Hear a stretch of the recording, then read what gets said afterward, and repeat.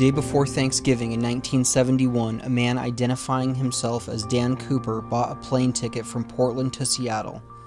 He hijacked the plane, claiming he had a bomb in his briefcase, and demanded $200,000 and 4 parachutes. He jumped out of the plane with the money and the bomb somewhere over the Pacific Northwest, never to be seen again. The FBI claims to have investigated over 1,000 people, including dozens of deathbed confessions. In 2016, 45 years after the hijacking, the FBI suspended its investigation of the case. While the FBI is no longer looking for D.B. Cooper, there is a community of people who are trying to solve the case on their own. Welcome to the Cooper Vortex. Welcome back to the Cooper Vortex. I apologize for the delay in episodes, but after CooperCon, Russell and I took a break for the holidays, and then immediately after that, I moved from Boise to Denver. Anyway, enough excuses, back to the show. In this episode, I'm lucky to be joined by Ross Richardson. Ross is a professional shipwreck hunter, which is a pretty cool title, but on top of that, he is also the author of 2 great books, one of which is Still Missing, Rethinking the D.B. Cooper Case and Other Mysterious Unsolved Mysteries. In that book, he explores the D.B. Cooper case, missing person Robert Lepsy, and the idea that the two are the same person. Ladies and gentlemen, my good friend, Ross Richardson. So I always had in the back of my mind there was this mythical character who jumped out of a plane, but really didn't think about it much until I started working on a book. And I had a concept for a book that was going to be, the original working title was Missing in Michigan, and it was people that disappeared from Michigan, plus aircraft and ships too. I'm a shipwreck hunter, so I look for shipwrecks on the Great Lakes. So I kind of wanted to expand out to some interesting historical and mystery stories. And I came across a character who disappeared, a gentleman disappeared in 1969 from a grocery store only about an hour away from where I live. And that led me back to doing some research. And in 1969, I pulled the newspaper articles for the whole newspaper on microfilm for that time period that he disappeared, and started going through them. And I noticed on every single headlines or every single front page, there was a skyjacking going on. So I kind of thought back and I thought, there was a guy who skyjacked a plane, and this gentleman who disappeared in 69, there's not a ton of information out there. So maybe I'll augment the story a little bit about this skyjacker. So I kind of got back into the D.B. Cooper thing. And that's when I found some interesting things I didn't know about, especially from the FBI website, that kind of really got me thinking about the D.B. Cooper case and maybe thinking a little bit outside the box on who it might be. So when you first started investigating D.B. Cooper seriously, it was because of Dick Lepsy? Yes. Robert Richard Lepsy, the missing man from Grayling, Michigan. That kind of led me to it. I was looking at that, and then I saw all the hijacks, and that sprung something in my mind. And then I sat down for an evening. I'm a volunteer librarian at our local library, so I had a slow night. So I sat down and really started going through the information, and the suspects that were out there. There were quite a few suspects, and everyone you look at, it's like, wow, yeah, this is the guy. Then you look at the next guy, and oh man, this is the guy. So there were a lot of suspects out there, but what really struck me is the FBI's webpage, where they said, hey, Larry Carr and a few other of the field agents feel that this person did not survive the jump. And they also questioned his parachuting ability, which I thought was pretty interesting also, because it was always considered he was an elite skydiver, an expert parachutist. So I kind of started looking at things a little bit differently, I guess. And you chose to believe the FBI that, he most likely died in the jump. I think it's an option. it's an option. And if we look at it, nobody has seen this guy since the jump. The only clues we have are the placard found by the hunters and the money at Tina Bar, and that's a very interesting find that tells a lot right there. And that money is within a few miles of where that plane crossed the Columbia River. So since then, there's been, nobody has a $20 bill. A lot of suspects have come forward, but I think we can talk about what's going on with those suspects and kind of the phenomena that's happening with that. But there has been nobody who has seen this man. And when you add up all the pieces of the jump, all the pieces of the puzzle, you see that, it doesn't look good that somebody would survive that. Yeah, I thought it was really interesting. You said in your book, Still Missing, that the one thing all the other suspects have in common is they were seen after November 24th, 1971. And yes, there is a gentleman who is another missing person who even has a better story, but we'll talk about him down the road. So go ahead. I'm sorry. Oh, no, I thought that was a really interesting point to make. If you're going to believe he died the jump, obviously Kenny Christiansen, for example, was seen after that, as well as most of the other suspects that, people could rattle off or are on the Wikipedia page. Do we want to talk about those suspects a little bit, just in a macro view, kind of an overall look at how I feel about those suspects, I guess? Hell yeah, I'm down for that. Okay. I tell you what, each suspect is pretty darn good. When you look at each one, man, they've got, they match the mugshot, the FBI sketches. Their story is good. Their ability is good. There's all these wonderful things, and each suspect on their own is pretty good. But when you put them all up on a screen together, there's like 20 of them, and you start to see patterns develop. And the patterns are you familiar with Stolen Valor? Yes, I am. People claim to have served in the military. And I think a lot of these suspects, either people who admitted to be D.B. Cooper or people who say, hey, my relative, my cousin, my brother, my uncle, whatever you want to say is D.B. Cooper, that is a form of stolen valor also, because in its base, it's getting attention and recognition for really not doing anything yourself. So you can come forward and say these things and in your own mind think, hey, I'm special. I'm getting the most I'm on national news now. I'm getting the most attention I've ever gotten. That's very appealing to some people. That's very seductive. And I mean, it releases dopamines in your brain. There's a science behind it that, why people would do this and why people would believe that. And, that gets back to belief structures where it almost becomes a religion where people say, I know this person was D.B. Cooper. When they looked at me, they gave me this look and they were kind of telling me I'm D.B. Cooper. It's like, that's very interesting that more than a couple people have said that. Yeah, I've read anywhere from between 12 and over 900 people have confessed to being D.B. Cooper.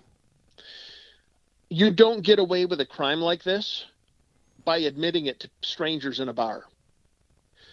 But back in the day, before it was, cool to be a Navy SEAL or whatever, that was what you did. Hey, I'm D.B. Cooper. I still have people come up to me and say, hey, I met D.B. Cooper. One lady told me she met him in a cocktail party in Birmingham, Michigan. A guy came up and he admitted he was D.B. Cooper. Well, that's an easy thing to admit. Hey, I'm this mysterious guy. I've got money. It's a case of stolen valor. Now we see that these days as Navy SEALs. I mean, almost every bar you go to has a Navy SEAL in it, and there's only been a couple thousand SEALs ever. So I think there is something interesting when you put all those together that just seems to be something people do, and not to, denigrate or tear down people, but also each one of these suspects has a silver bullet. Whether it's height, whether it's eye color, whether it's, complexion. or not fitting the basic description of height, weight, hair color, eye color. Each suspect has their own silver bullet. And then if you look at the suspect promoter, then you have to look at motives. And I think a lot of that is, I don't know what you would call it in this, not really stolen valor, but stolen notoriety, something. So I just find that very interesting. And I think there's the two suspects that stick out to me that kind of don't match that are the two suspects who are missing persons. And that would be Robert Richard Lepsy and Mel Wilson. Yes, Mel Wilson, who has a great story. His story is even better because he just disappeared a couple months before and put $200,000 in counterfeit money in a barrel and threw it in a river. I mean, there's a whole crazy story behind it that, says, yeah, this could be the guy, but he has blue eyes. So that's that's a detraction. It's almost, a silver bullet in that case, but he's pretty interesting story there. Pretty interesting character, I think. Well, what does Dick Lepsy have going for him? Well, there's no real connection other than he sort of looks like the composite sketches, like every other suspect does, though. He's a missing person. He disappeared 2 years before the skyjacking, which may be a reason he was off everybody's radar. Plus, he disappeared here in Michigan. So out west, there would have been nobody to put those things together. So for a case like this to be remain unsolved with as much attention as it's getting, there has to be a special circumstance that allows the suspect to remain hidden from us. Now, do I think it's Robert Richard Lepsy? I don't. It could be. It very well could be. To me, he's as strong as any of the other suspects. But there's nothing there saying he is connected. But I do believe that the D.B. Cooper is someone of similar circumstance to Robert Richard Lepsy, a missing person, very obscure, for some reason off the radar, who left nothing behind, because even to this day, many people have come forward, but we just haven't got that really dynamite suspect. And you actually invested a lot of time in researching the Dick Lepsy disappearance. I did. I tracked down about everybody who was involved in the disappearance who's still alive, which is like, 6 people. He disappeared in 1969. I was only 2 years old when he disappeared, and it wasn't a widespread case. And the people I talked to really kind of forgot. They're like, "Oh yeah, I remember that now. He disappeared." Now they're looking back thinking, well, this is weird. He never came back, Do you His mind? family never saw him again. Do you mind telling us real quick how he disappeared? Yes. He was, a little background history. He grew up in Chicago, and his family had a vacation home in northern Michigan, in Grayling, Michigan, which is kind of in the middle upper part of the lower peninsula. It's a small town, and they would vacation every year. And about his senior year in high school, he decided he wanted to stay in Michigan. And so the family said, okay, they relocated up here to their cottage, and he went to Grayling High School where he met his wife, Jackie. Now, Jackie and Robert Lepsy, they got married about a year after high school and soon had 4 children, 3 sons and a daughter, Lisa. And he started working in the grocery business, and he worked for a market called Glenn's Market, which was a market just beginning in northern Michigan, but really spread out and was growing. So eventually he got his own store in Grayling to manage. Now, he was in his early 30s, maybe 31, 32, when he got this store. Can you imagine? It's a good-sized grocery store, and you're a manager at that age in charge of, 20 people in the store. I mean, that's a pretty big accomplishment, I think. He was known to be very bright, maybe above average intelligence, good with people, and a pretty sharp guy. Well, October of 1969 rolled around, And let's see, it would be October 29th. He called his wife, who would usually meet up for lunch, and he said, "Hey, I'm going to go for a ride at lunch. You know, I'm having a stressful day. I just want to go for a ride. I'll meet up with you later." And a couple hours later, he called back to the store and said, "Hey, I'm going to be gone for the rest of the day." And that's the last anybody's heard of him. His car was found a few days later at the Traverse City Cherry Capital Airport in Traverse City, Michigan. That's about an hour from Grayling. And it was found in the parking lot unlocked with half a pack of cigarettes on the dash and the keys in the ignition.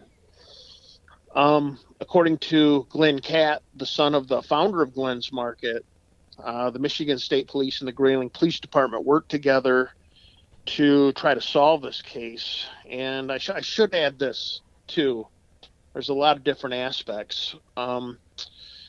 Later that day or the next morning when the people came in, he wasn't there.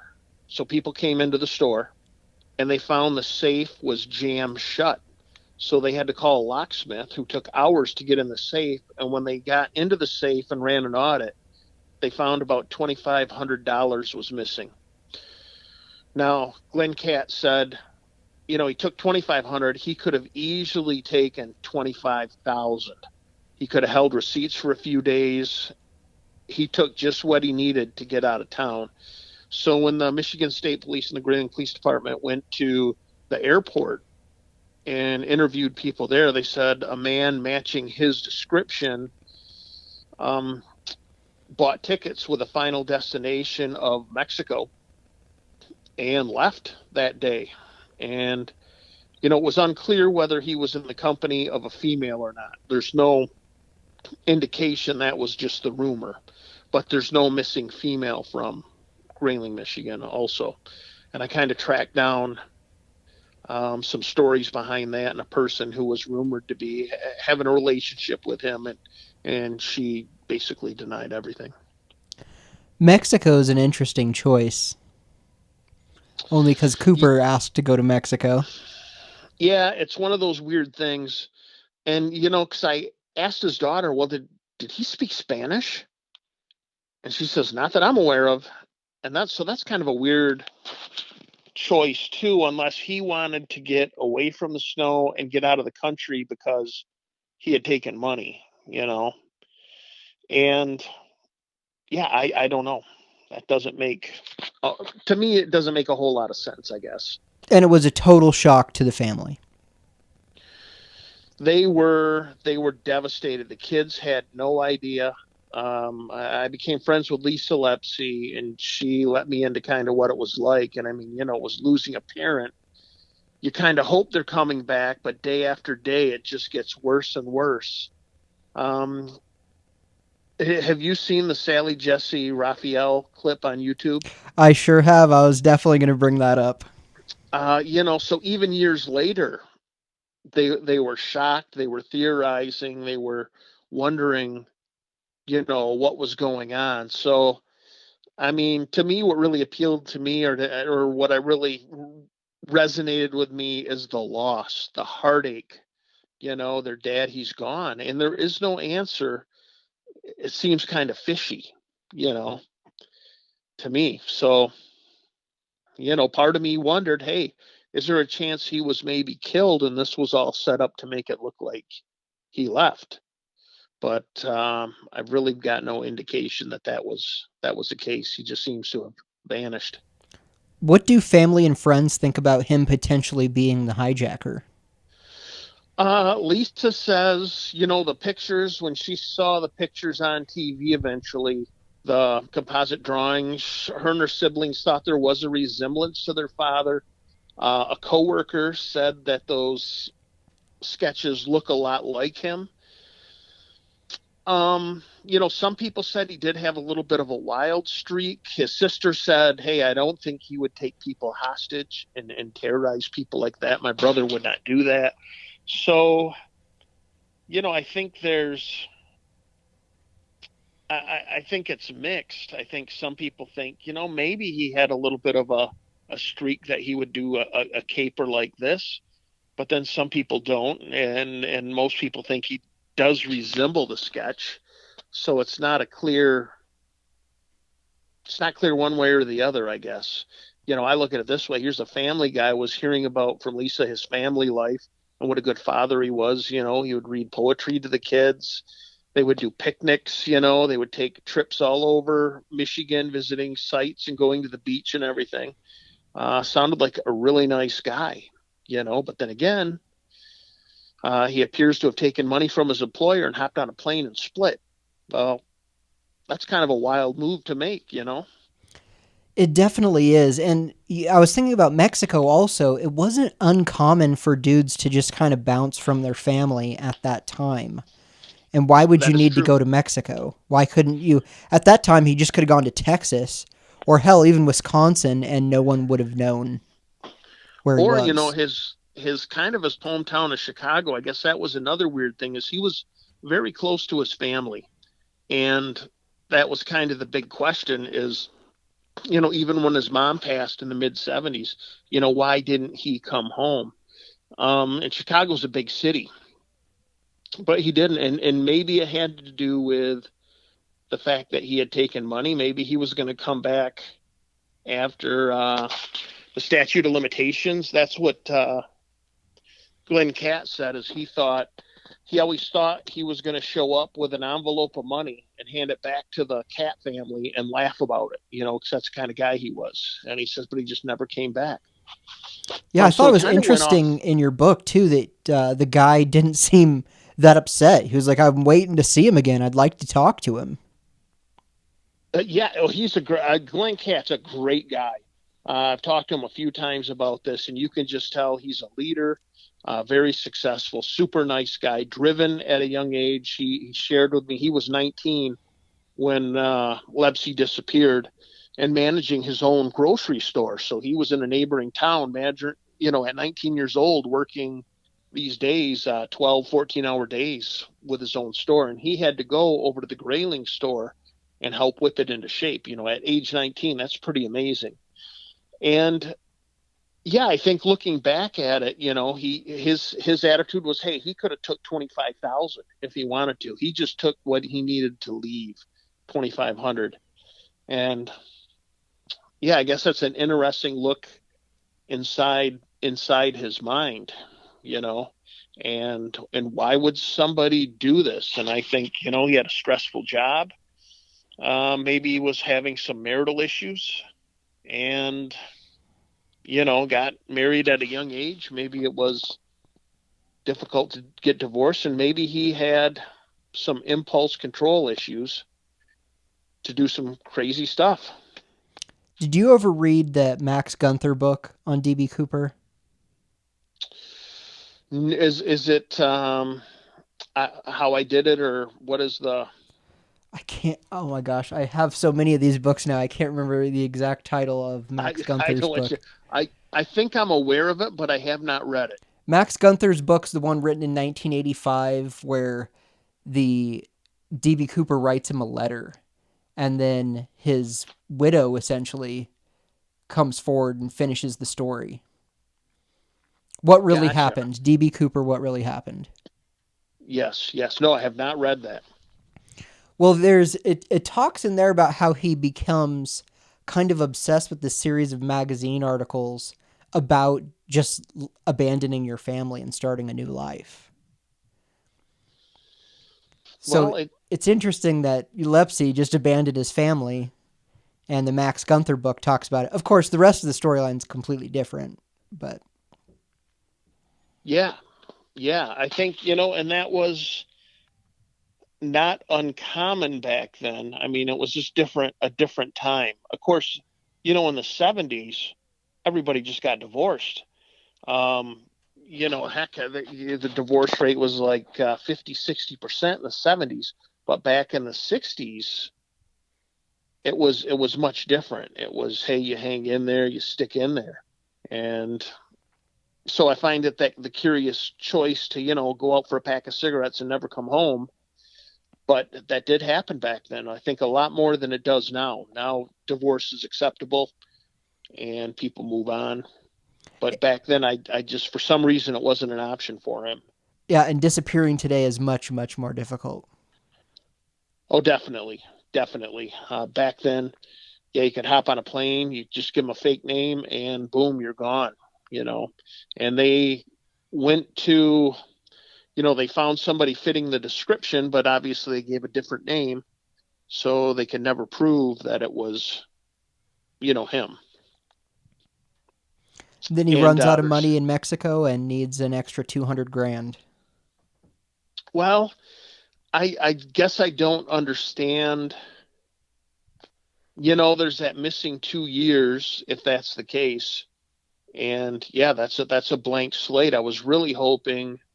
So the idea of the book was to stir up stir things up in the media and try to get somebody to come forward and say, hey, my cousin always talked about killing this guy, or hey, that sounds like a guy, in California. I knew who, confided in me this. We were hoping that it was going to create some type of tips so we could find out what happened to this guy, because he fell off the face of the earth, and it just didn't generate anything. You didn't hear anything back after the book or any of the press or anything? No one said, hey, I have a Dick Lepsy story for you? No, no, it was he was gone. There was no trail, which he easily could have gone to Mexico and miscalculated and got killed right away, robbed. I mean, that's within the realm of possibility also. Um, but nothing, no, not a since he disappeared that day, he was not heard from. There was nothing. Um, I heard this kind of a secondhand account that so his wife filed for his life insurance and had him declared dead. And the insurance company worked out a deal that if he ever, came back, she would have to pay back plus penalty. And it was quite severe. And she was given a limited amount, but they worked out a deal with the insurance company. And rumor has it the insurance company sent an investigator to try to track him down because there were rumors of him being involved in marijuana growing in Mexico and dealing. So, and this was just a couple guys from law school meeting up, and they didn't know each other's stories. And like, hey, what are you doing in Grayling? They kind of heard the story. So these are little whispers of things I hear that, are just kind of hearsay. Wasn't there also some mysterious insurance investigators that contacted, was it Lisa? Lisa, yes, yes. She's really freaked out, still freaked out by that. The guys kind of bowled their way around. And, it seems unusual. The payout in the early 70s, I think, was $8,000 or something. And, now that's still the equivalent of probably 30,000 now, I think. That sound about right? 30,000, maybe 40.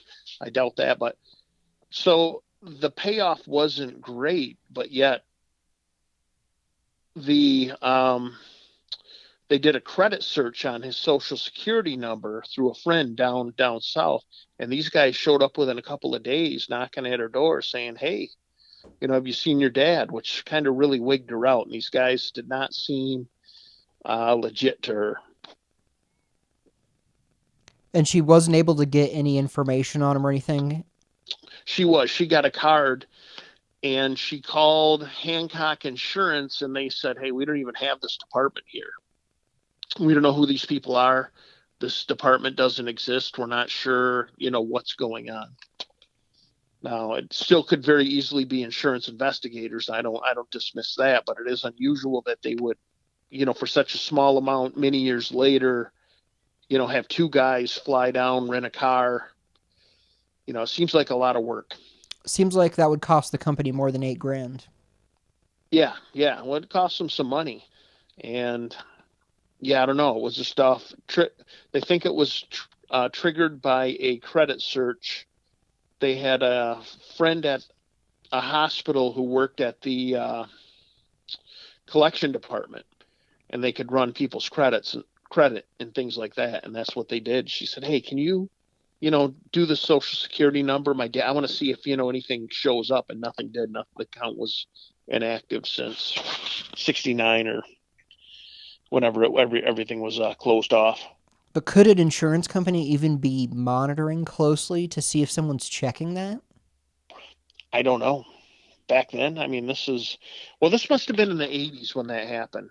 I'm trying to remember. Yeah, I think it was in the 80s when it happened, but I mean, that was still pre-internet. So, I don't know, seems a little weird to me. It struck me as really odd reading the book that the insurance company would be watching so closely so long after the fact. And like you said, the dollar amount was small. It wasn't like they paid him out, a $5 million life insurance policy. Yeah, the insurance company negotiated, very strongly, and she just didn't get that much money, and she had a, pretty tight contract she had to sign saying, hey, I need to replace, all this money. I forgot the details, but it wouldn't be pretty if he showed back up, but she must have been confident he wasn't going to show up. So maybe something in her gut was telling her something, because this would have been before the court dealings would have been before the Sally Jesse Raphael show, which I think was 86. Yes.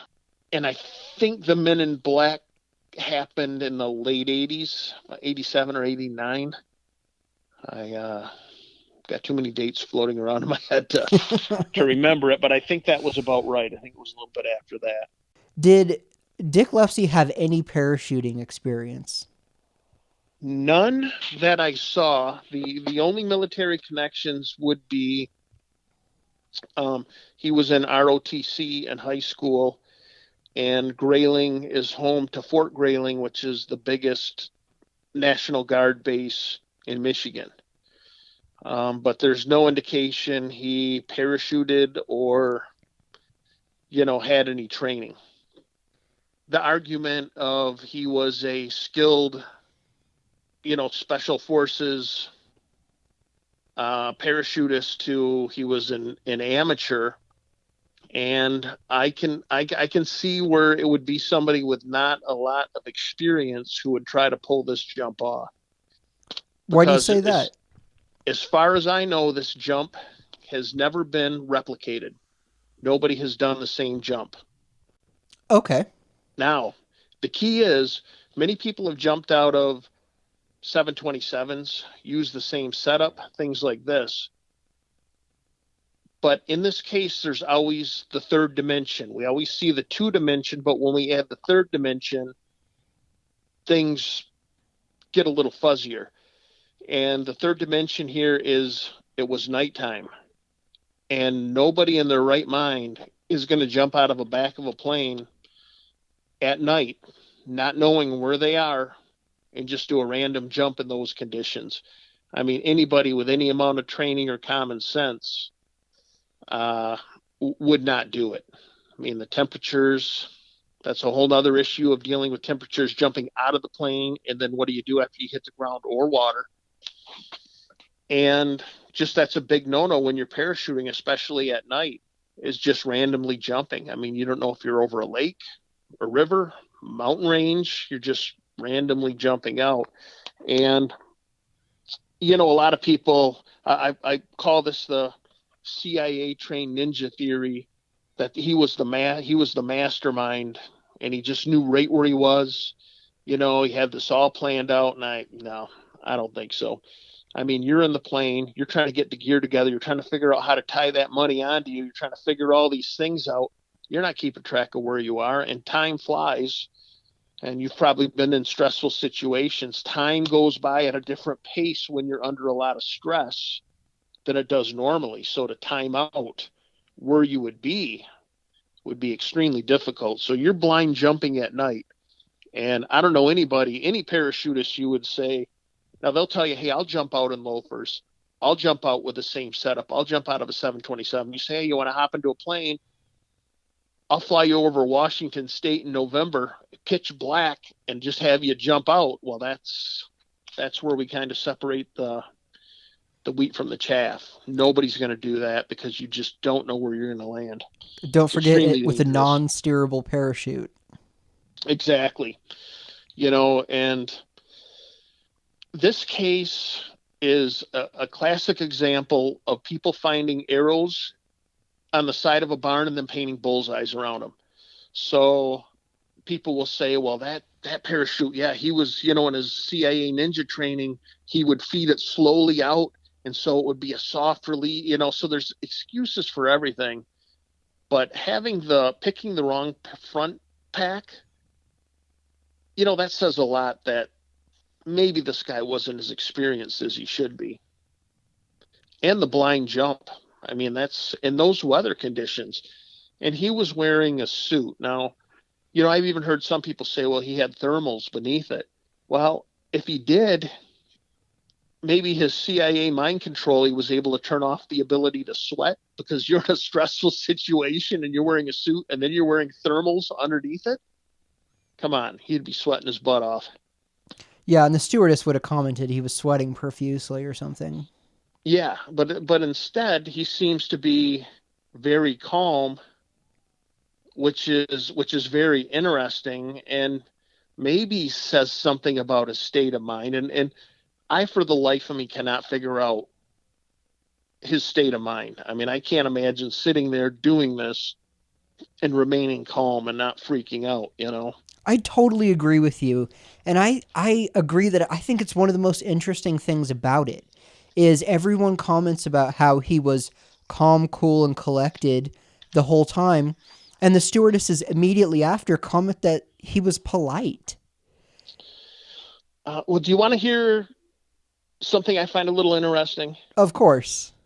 If you go to suicide hotlines or the Mayo Clinic on depression and check under the signs of suicide, here are some of the signs of that a person's suicidal. Sudden calmness. Suddenly becoming calm after a period of depression or moodiness can be a sign that a person has made a decision to end his life. Dangerous or self-harmful behavior. Potentially dangerous behavior, such as reckless driving, indicate that a person might no longer value his or her life. So maybe this was an individual who was pushed to the point where they didn't care if they lived or died. They might want to, maybe they're so sick of their life, they're alone. It isn't what they thought it was going to be, and they're at the end. And even though they're in this incredibly stressful situation, because you hear of Kenny, or who was the next guy 6 months later? Richard Helicopter Floyd pilot, McCoy. Richard Floyd McCoy. That guy had a brass set of balls, and I understand he was sweating pretty good and pretty nervous. So, and here was a guy, a combat veteran, experienced. I mean, that type of daredevil personality, and he was pretty, should I say, moody, uptight, stressed out. So, what type of person could sit there and remain calm? I don't know. And again, I can't get inside that mindset to make that one work, but that is interesting that, hey, somebody decides to end their life. They have a certain amount of calmness that everything's going to be okay no matter what, because they're done. So you think Cooper didn't care if he lived or died? I don't know. I guess I look at it, it could be a possibility. It could fit the narrative of somebody who's, done it at the end of their life. This is, they see the Sini skyjacking, a couple weeks earlier and say, look at the attention this guy's getting. My life sucks. That's how I'm going to go out. I mean, it's a possibility. I mean, it could be somebody also thinks, hey, I'm going to get away with this. But boy, they couldn't be too experienced with skydiving because nobody's going to jump out of that plane at night and not know where the heck they are.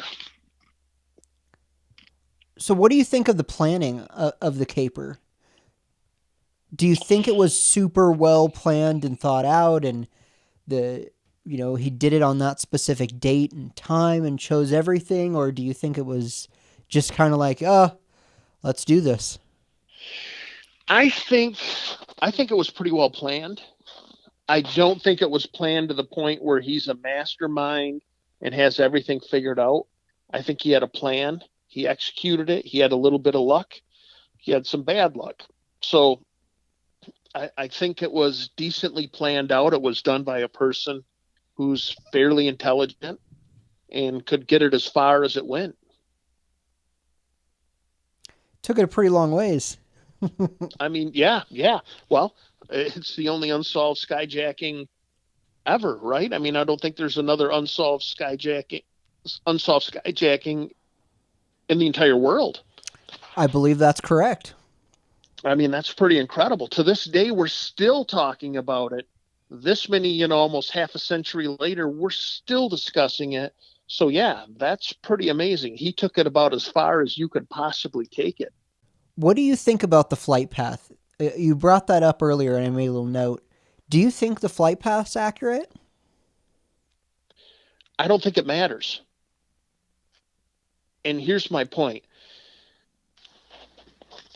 I got to get my notes out to take a look at this. So, the flight path. So let's backtrack the money from Tina Barr, because that, I think, has done just huge damage to this case.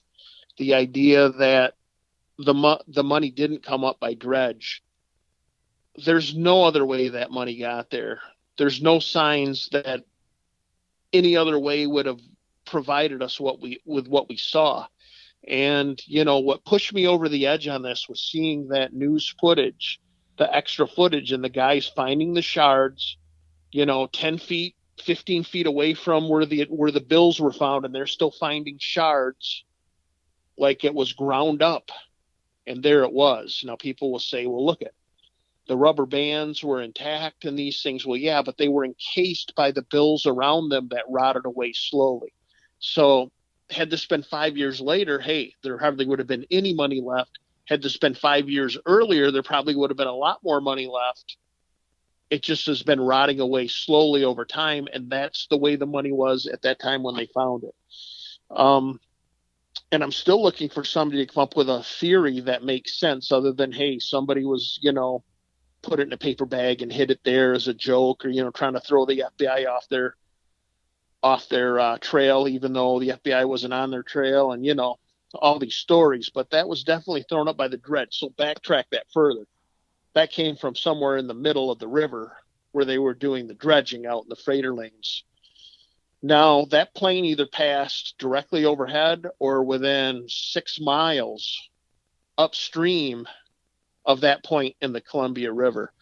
Now, that river can deliver full-size trees, cars. I mean, it can move amazing things, the current of a river. So it's easy for a small package like that or person to be transported. The vehicle is the river. That's what's going to move it to wherever it was to get sucked up and put there. I mean, there's no magic involved.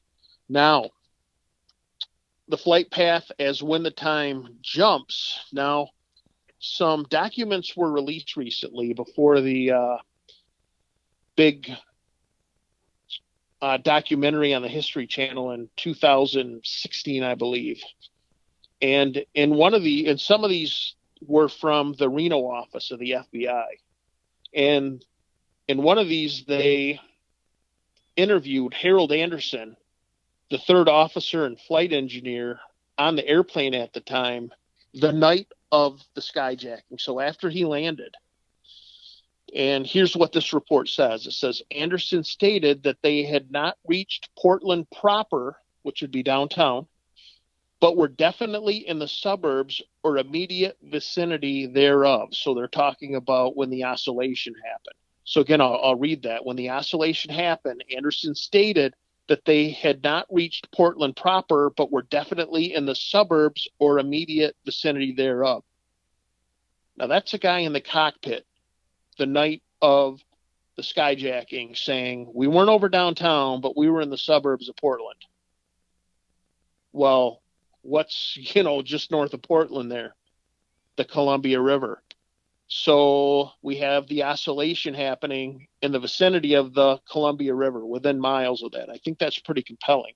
Another thing, Anderson, another part of the report says Anderson added, it had not occurred to them at the time to pinpoint the exact location and time of the oscillation. And of course, you can imagine being on that flight crew, you're worried about the bomb detonating and, and you're not making it home to your family.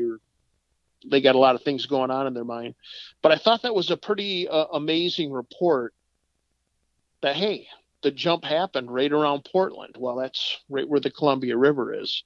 Now, where did he land? 1 mile from Tina Bar, at Tina Bar, 3 miles upstream? It doesn't matter, because the river would have moved that money to where it is. And just by a miracle, it came up through that dredge.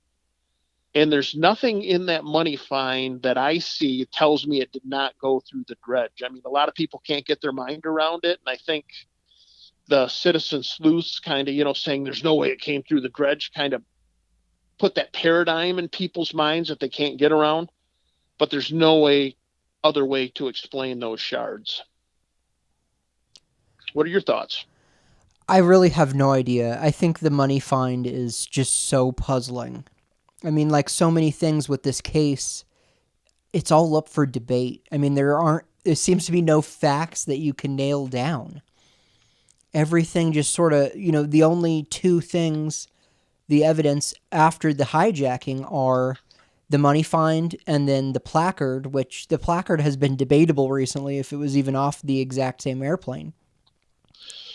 Yeah, that's the interesting thing about this case, and the people that study it is there's a lot of good debaters out there, and there's a lot of people who can make strong arguments, either side of the ball, and that can be good at times and that can be bad at times. But to me, you got to keep it simple. The plane crossed the Columbia River just a few miles or less upstream of where that money was found. The money is in the condition you would expect it to be after going through a pump like that. And, the money found, it was decayed to a certain point, and there were shards around it, indicating that it had been there for years. So to me, it makes perfect sense. Hey, that money landed in the Columbia that night, and that's where its final resting place was, there on Tina Bar. Now, if the money landed there, where did Cooper land? And a little bit of background for me, I was on our area's public safety dive team, so we would have to do things like recover drowning victims and things like that. So I know a little bit about it. And I tell you, rivers can do a great job of hiding bodies. Bodies of water do a great job of keeping, these missing persons cases going. A lot of times water is the water is the thing that hides these bodies. So it's conceivable that his body was just never recovered from the Columbia. So you're not a fan of the official drop zone then? No. I was, I often wondered it until I went through the interviews. And again, the flight engineer, he said that they had not reached Portland proper, but were definitely in the suburbs or immediate vicinity thereof when the oscillations happened, which is much further south. Now, the FBI came up with their drop area and searched it, but they never found anything. So, could they have been wrong and the flight engineer was right? Well, that's where the money was found. I mean, that's kind of saying, okay, yeah, that's where it happened. I mean, I think there's human error on what they selected as the drop zone, and there's no proof anybody dropped. And let's say, for sake of argument, that Cooper successfully jumped, used his training to pull the cord exactly at the right time and land and get away. But he was wearing a business suit when he jumped out of that plane. That air is cold. And I don't know if you've probably spent some time outside when it's cold. When you lose your body heat, or when you're going down the highway and it's 20 degrees out and you're doing 55 miles an hour and you stick your hand out, about 15 seconds your hand is numb. I mean, it's frozen. So you can imagine him jumping out of a jet doing a couple 100 miles an hour, and that cold weather, getting soaked in the rain. If he survived and hit the ground, he would have been looking at hypothermia within minutes, not hours.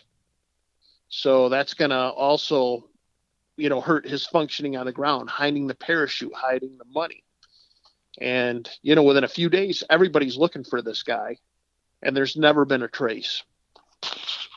So, I don't buy there was a radio, people on the ground waiting. He knew right where he was. No, he jumped out and he vanished, and there's never been a trace since, except for that money on the shore at Tina Bar, which probably came from the dredge. There's no other reasonable explanation. Let's pretend that D.B. Cooper was like some super badass military guy. Is it a survivable jump? I think it would have to do more with luck than skill, meaning average, somebody with very little skill might be able to survive it. Somebody with ninja warrior training might die. It's just where you land. I mean, in that neck of the woods, and you probably are much more familiar with that area than I am. I mean, I've looked at it. Some areas look rugged.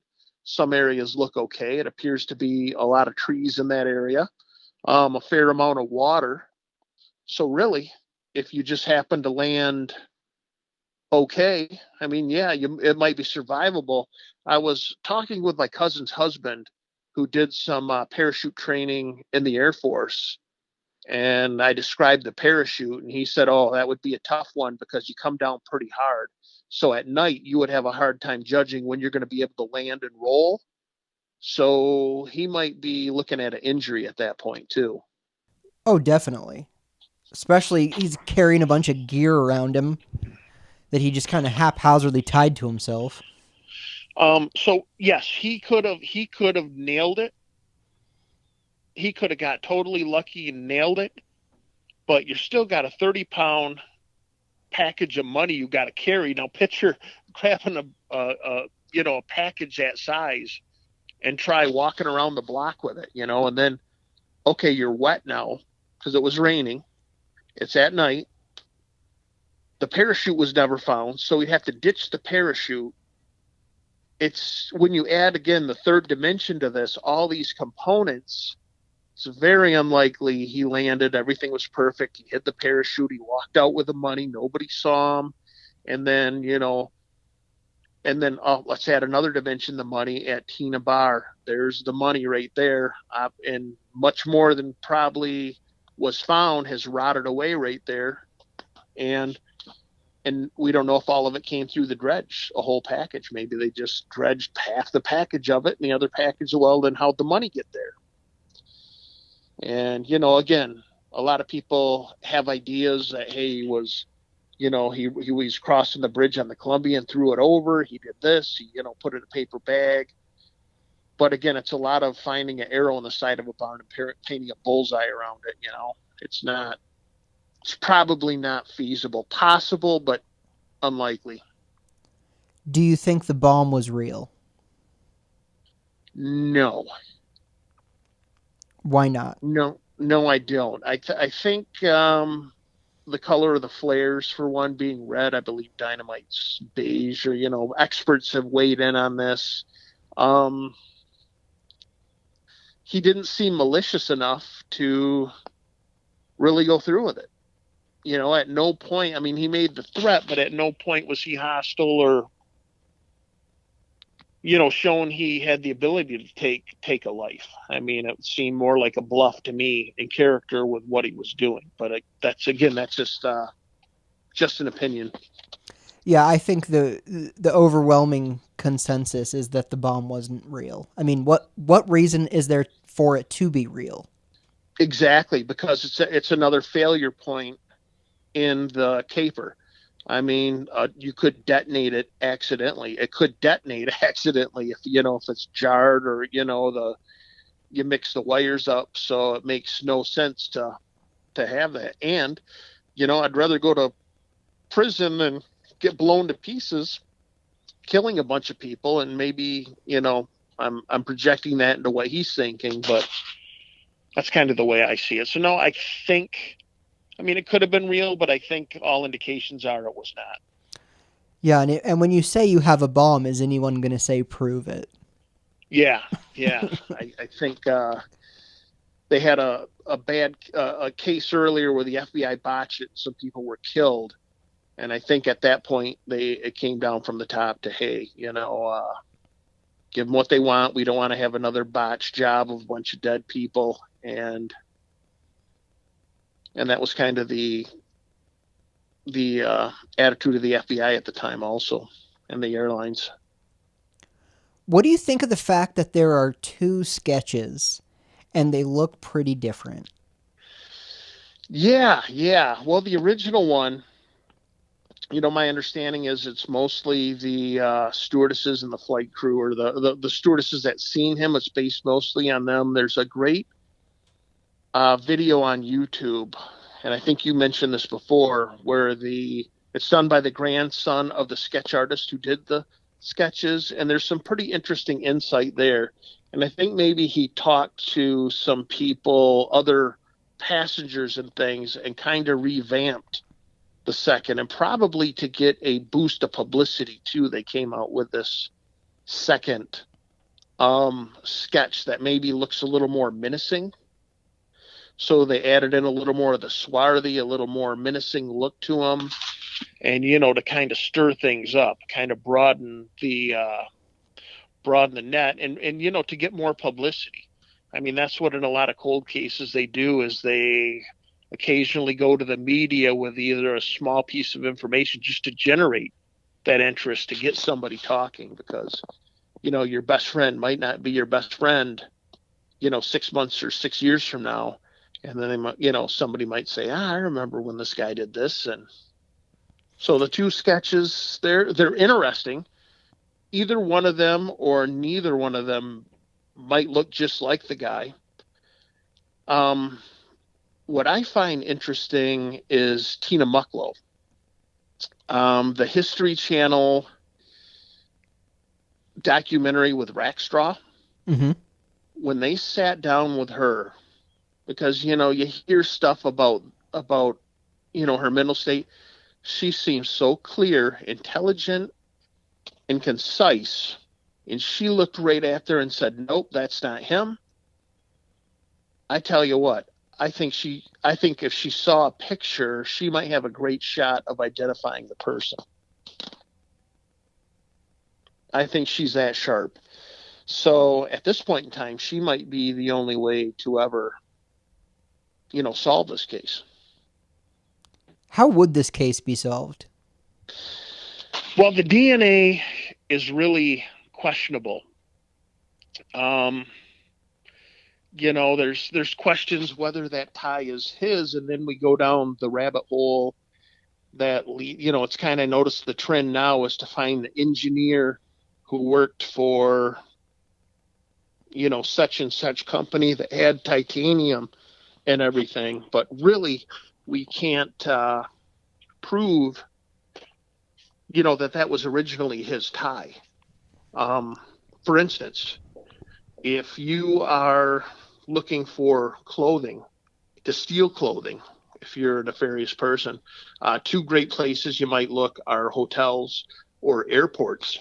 Especially back then, you might see a businessman about your size with nice luggage, and he might head off somewhere, might go run to the bathroom, might leave his luggage unguarded, and that's a perfect opportunity to go in and steal somebody else's stuff that fits. You can see somebody's your size. So could that have happened? Possibly. I would see that more than him buying somebody's clothes.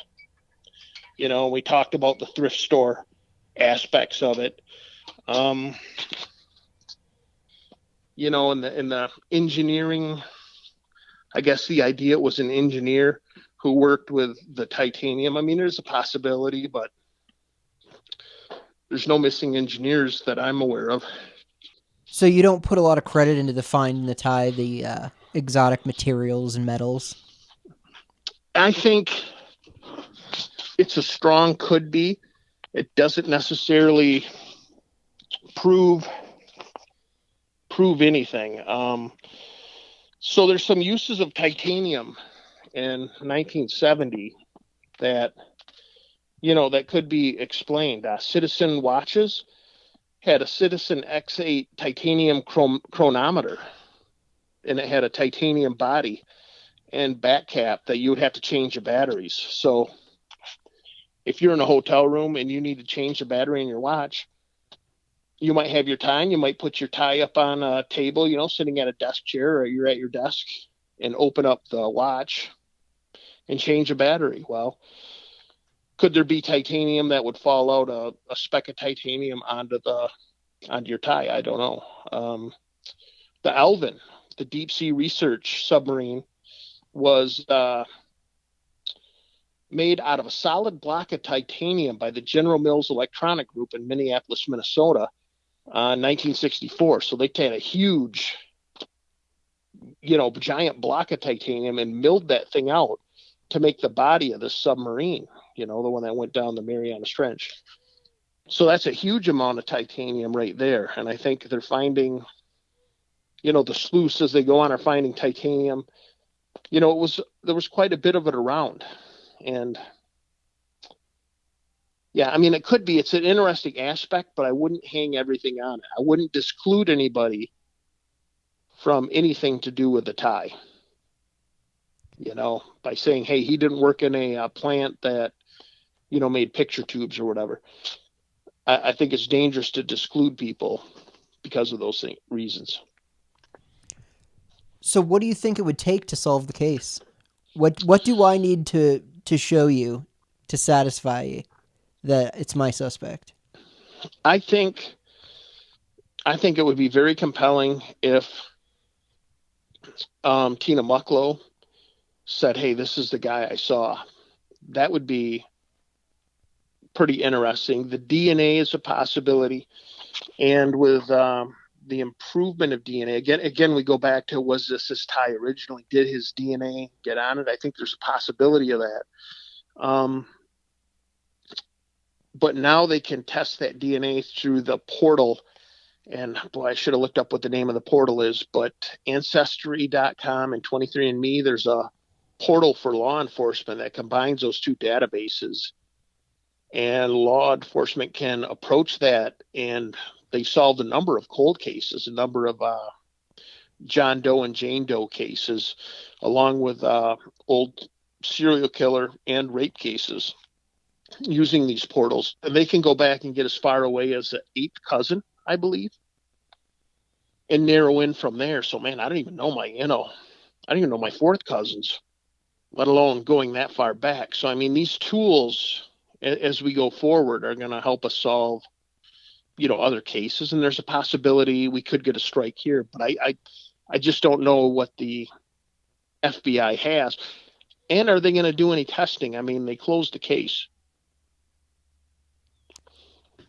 Right, I think they said they're looking for a stack of 20s or a parachute.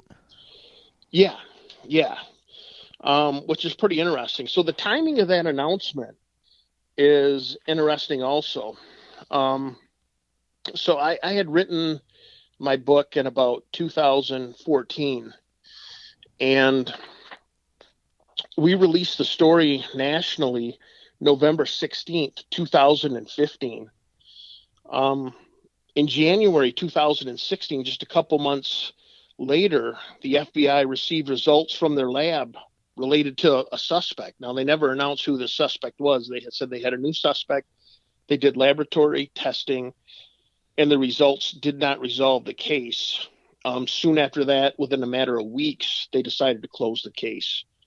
So I think that's pretty interesting that, Robert Richard Lepsy, that story breaks November 16th, 2015. Within a couple months, the FBI decides to close the case. Now, is there a connection there? They said they were looking at a new suspect, the first one that had come along in about 5 years. I think the one before him was Marla Cooper's uncle.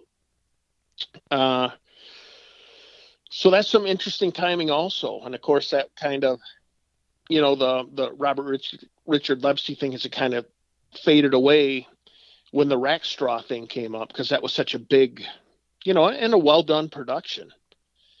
It's just too bad the suspect was,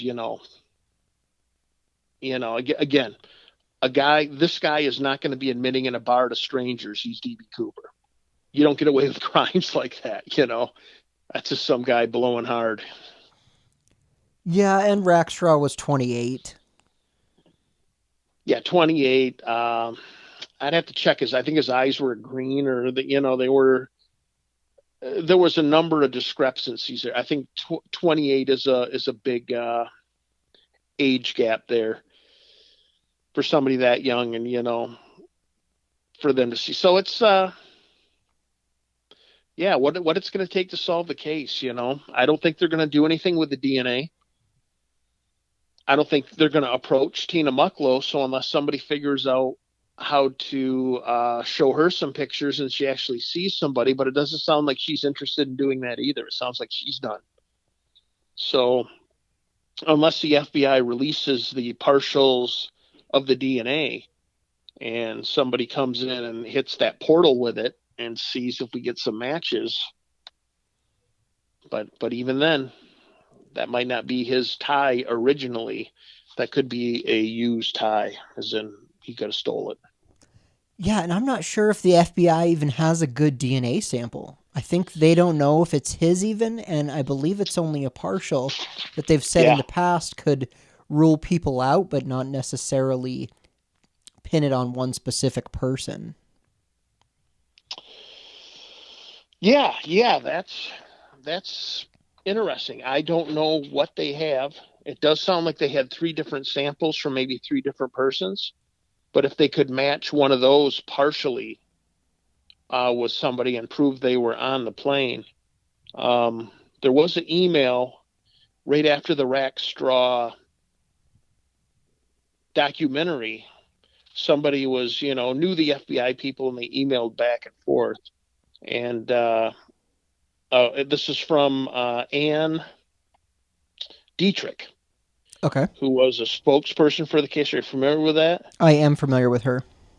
Okay, she had a follow email dated July 15th, 2016. And it says, let's see here.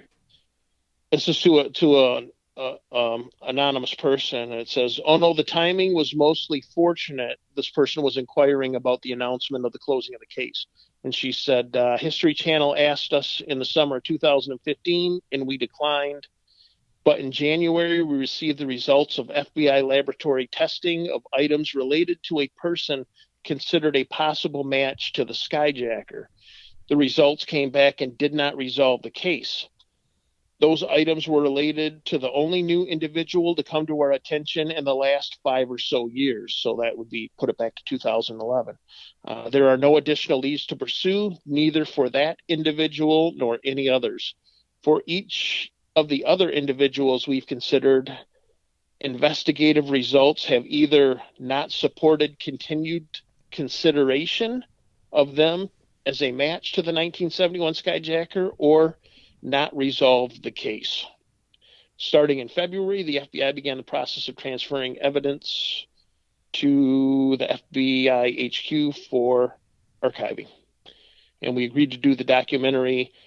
Let's see, so we did knowing that when the necessary steps were complete, the FBI would be administratively close the case file." So what she's saying is, this person, they did the testing, it didn't resolve anything, didn't disclude this person, and they decided to close the case. And that was 2 months after the Robert Richard Lepsy announcement was made, which did really well nationally. I thought it was going to drive more. I thought it was going to drive more information, but nothing came from that. Even, it played in Seattle area, California. I was hoping Mexico, there would be, maybe somebody coming forward with some information, but it never did create any tips. Why is this case still unsolved? Well, I think it's just the perfect mix of special circumstances. Um, you can't find a body, you can't find the person. I think, in my opinion, it's somebody like Robert Richard Lepsy, who was off the authorities' radar, who did not survive the jump. They landed in the Columbia with the money, and their body was never recovered, as happens quite a bit with people in large bodies of water, and the Columbia is quite wide. Um, yeah, so without a body, all the evidence is gone, and yeah, this just didn't come to light, and whoever this missing person is, whether it's him, whether it's Mel Wilson, whether it's somebody we haven't found yet, for some reason, the pieces just never came together. So if you had to put your money on it, who was Dan Cooper? Ooh.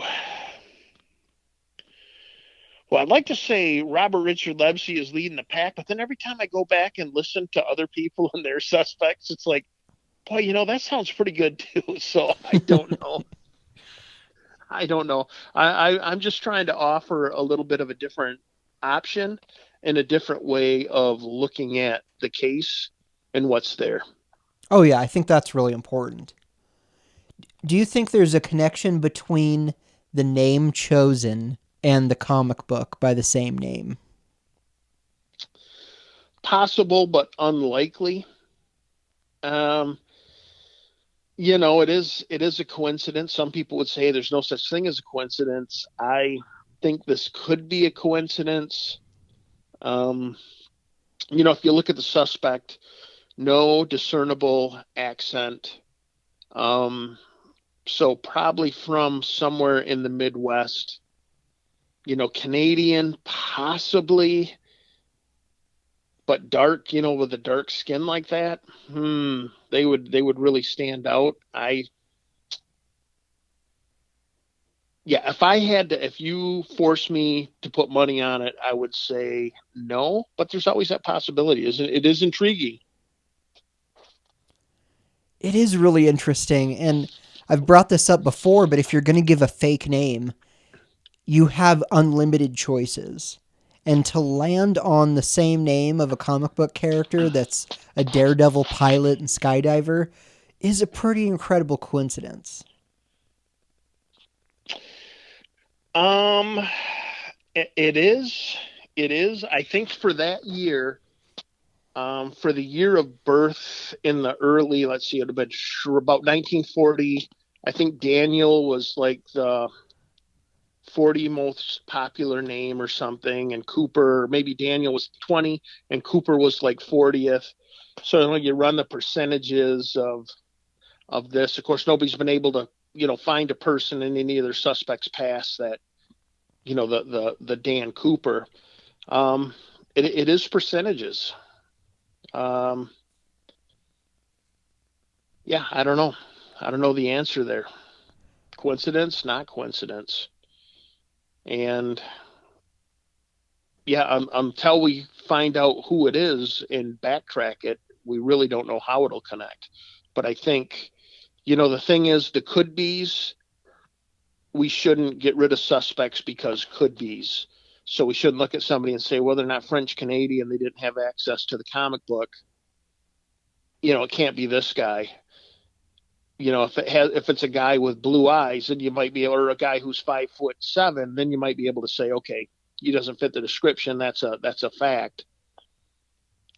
But the maybes, we got to be careful with the titanium, who we disclude, who we aren't looking at because of those things. And I think that's the drawback, and we get into opinion and supposition, and kind of divides everybody up, as you well have seen. I've seen a little bit of that. Yeah. Why are there so many suspects? Well, I think, and they're still coming out. Oh, Heck, yeah. there's been another suspect from Michigan that came out since Robert Richard Lepsy, which is pretty mind blowing. And then you hear some of these stories, but again, I think it's just at the time was trendy. uh, by people at the end of their lives to maybe, hey, I was this person, or you BS with your kids. Hey, I'm the secret guy, that nobody else knows. It's just a case of stolen valor. It's just pretending to be something, building yourself up that you're not really. And I think that happens with suspect promoters too. They get a taste of that excitement of being in the news. Like, hey, the first time in their life, they're in national news. People are looking at, oh yeah, I'm really certain now, because if I was wondering before and I got these dopamine hits, now you better believe I'm really going to be sure that it's my guy. So I think it's an interesting thing that's happened to us, to kind of watch this happen. But like I said, each suspect is really good, and each suspect promoter is extremely convincing, and they are sure. And it reminds me of a religion, because they're so sure it can't be not. It's just, oh, it absolutely is. I know for sure. And I'm like, wow, that's, to me, that's a little scary. Do you think that there being so many suspects and so many different people pushing different suspects, does that help the case or does it hurt the case? Definitely hurts it. Definitely hurts it. Um, because, it becomes a circus. It becomes, it's not about solving the case. It's about getting recognition, about getting approval. And, it takes away from, hey, just trying to figure out who this was and being able to lay this to rest. So I think it hurts it. I think some of the stuff, and I love the Citizen Sleuths. I went over their website. I looked at it. I think Tom K is a brilliant guy, but some of the things has kind of led us down some rabbit holes that have hurt the case. And I mean, it was a gamble. It might have helped the case, but I think to lock into the titanium and say he has to be an engineer, he has to be involved with this, that hurts. I mean, it's a possibility, something to keep a mind open to, but it's a maybe. Dan Cooper, it's a maybe. The Tina Barr thing, I'm still waiting for somebody to come up with a theory of how that money got there besides the dredge. I haven't heard a good theory yet. Just give me a theory. Well, I don't have a theory. I have no idea. Well, it's because there's no other way it could have got there and been in that decayed state. It was in a state of decay. All the bills around it were rotted away, and shards were found a distance enough away to make sure that money had been there quite a time. It had been, seasons had gone on, years had gone on, and there's nothing about the find that wouldn't be consistent with it going through the dredge at the time that area was dredged. Yeah, that money find is baffling. Well, it's not real baffling if you keep it simple. It's when we add all the stuff that couldn't have came through the dredge. Well, then it becomes baffling. But again, I think that was a mistake made early on, the idea that it didn't come through the dredge with no proof whatsoever, in an area where the dredge spoilings are by work done 10 years later. I think that really hurt the case probably more than anything, than coming to the conclusion, hey, that money was out in the middle. Well, let's look at where he jumped. Could he have landed in the Columbia? According to, the flight engineer who was on the plane who was interviewed that night, they were in the Portland suburbs. Well, that's right over the Columbia. That's a guy in the plane. Again, that record, that was hidden away in the interviews down for the Reno FBI in their files, and, nobody's seen it. It's all in the Cooper vault there at the D.B. Cooper Forum. And I think that website is, an amazing asset there. The D.B. Cooper Forum, very interesting. I guess I migrated. I came in the very last days of Drop Zone before they closed that down. And it was the Wild West. And then it went over to the D.B. Cooper Forum. It's still not, great, but that's an amazing amount of information done by different people who are, looking for a solution.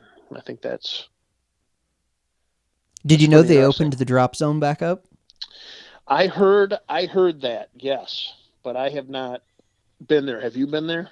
Oh yeah, I check them all the time. I think so with the different suspect promoters, and I'm not going to name names, but it's very interesting to see the differences yet similarities in how they approach it. And the more a person tells me I'm absolutely 100% convinced it's my guy, the, the more I realize, yeah, they're wrong.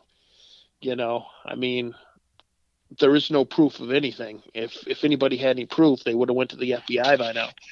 But so we're all kind of guessing and kind of feeling it out. But it's interesting how different people handle this and how this attracts people. But I think because of the vagueness of the case, and really we know so very little about Cooper. We know little about his motivation. We got a physical description, a little bit of his interaction with the crew. We don't know if he is a seasoned special forces parachutist or a complete amateur, who was in way over his head. We just don't know. And I think in the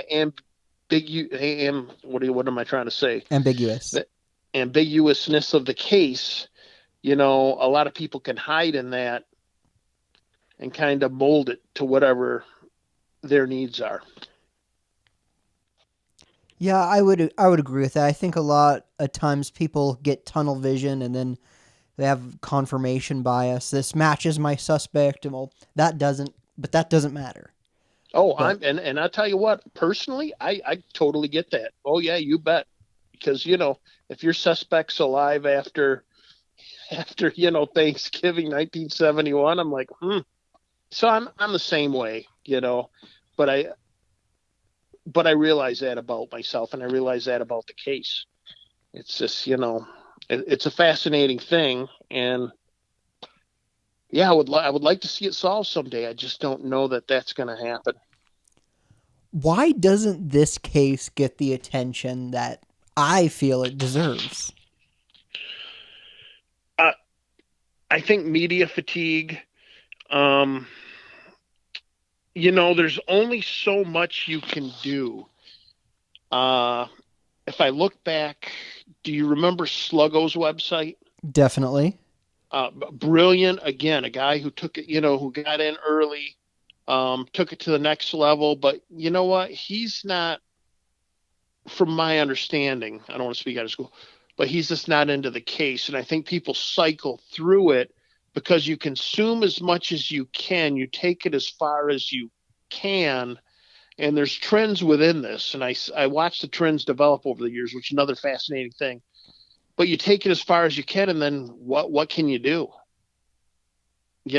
I mean, it's a very hard case to solve. Um, so for me, I was active to a point. I said what I had to say, and then I was on to my next thing. And I think a lot of people get to that point, and I've seen some friends over at the DB Cooper forum too that are just hey, you run it as far as you can, and then that's it. You can't go much further without getting crazy. And I think we've seen crazy. You know what I mean? I We've seen agree with people who've everything you just said. we've seen people who've maybe stuck around too far, maybe flew too close to the sun, and yeah, that's not a good thing too. So knowing when to back away maybe is a good thing. Yeah, I really admire guys like Georgia or Bruce Smith who have been in it for so long. Yeah, yeah, I've had dealings with both of them. Yeah, I think keeping it active, but then again, sometimes you can do damage to the case. I think there was, certain things that have been done. Maybe how Tina Mucklow was handled may have damaged the case and turned her off to helping people. Like if you have a new suspect, there's no way to reach her now or show her and say, hey, could you take a look at this? Because she seemed to know when she looked at that picture of Rackstraw, she seemed to know right away, yeah, that's not him. So that tells me she's pretty sharp and she knows what this guy looks like. Well, do you want to talk about some other suspects specifically if you have some time? Yeah, sure. Well, you sort of mentioned him earlier, the other Michigan suspect, Walter Recca. Yes, yes. What do you think of Walt's story? Are you real familiar with it? Yes, yes. I was when it first came out. Um, I kind of looked at it, and then I heard the details, and I was on the DB Cooper forum at the time, and like within a half hour, they found like two silver bullets. I mean, it was done. So it was pretty easy to disprove. Again, here's a guy admitting to people he's DB Cooper. You're not going to get away with this crime by telling, strangers or acquaintances you did the crime. I mean, it's just that's not the personality we're dealing with here. So I think that was a big red flag there. And then, I don't think he matched the physical description well, and he didn't have the case stuff. So I think it was a nice guy who was fed a line of BS by a guy. And yeah, that's what happened here. It kind of parallels another missing person from Michigan, Jimmy Hoffa. And all the deathbed confessions. There's been like 6 or 7 deathbed confessions by people who said they were involved in his killing. But at the end of your life, sometimes it's easy to come up with these stories to kind of, look for some validation. And it's one of these things. Hey, you can't prove I'm not. So you can kind of get away with it, if you're convincing. Yeah, that's a good point. Where do you put him on the suspect scale? I don't know. I find Walter very interesting. When I first heard it, like you, I kind of saw on the forums and everything before I had really researched it. I ordered the book and I watched the documentary. And after I watched their documentary, I came away sort of thinking that it was plausible in that Walt's story is so much different than everyone else's. All the other suspects are this guy was a genius, he had everything planned, it was so well thought out. Whereas Walt's story was just kind of like, I wanted to commit a crime with a parachute. This was the only crime I could think of. And he got lucky along the way. And so I, I just found it refreshing. yeah, I do like that.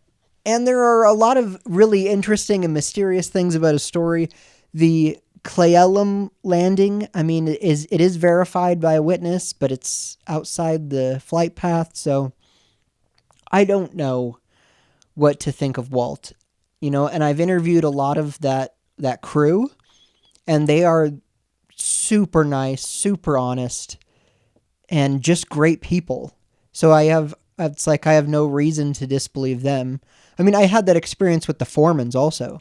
I went and interviewed the Foremans, and I knocked on their door thinking like this is a bullshit story.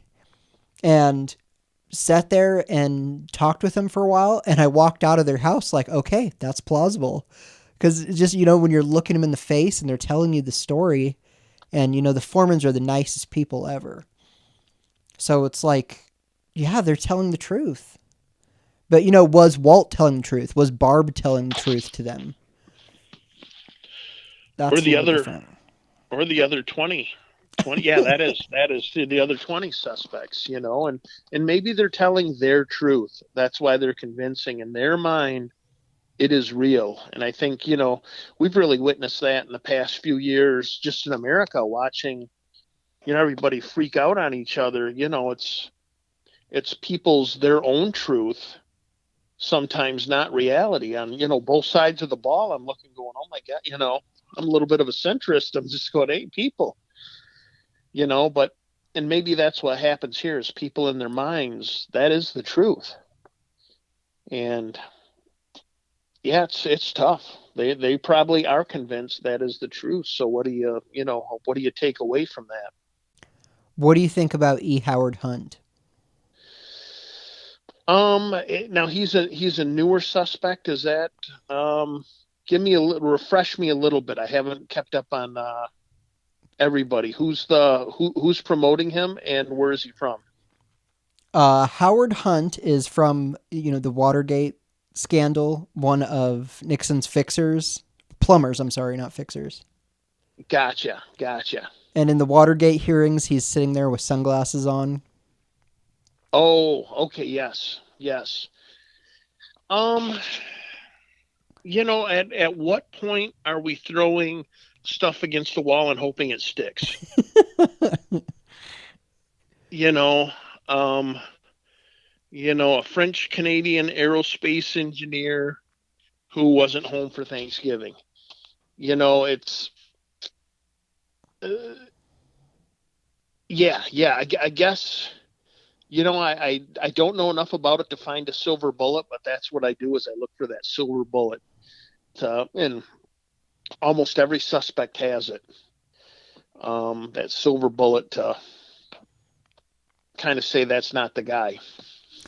Well, the E. Howard Hunt, that came out, I want to say, like 6-8 months ago.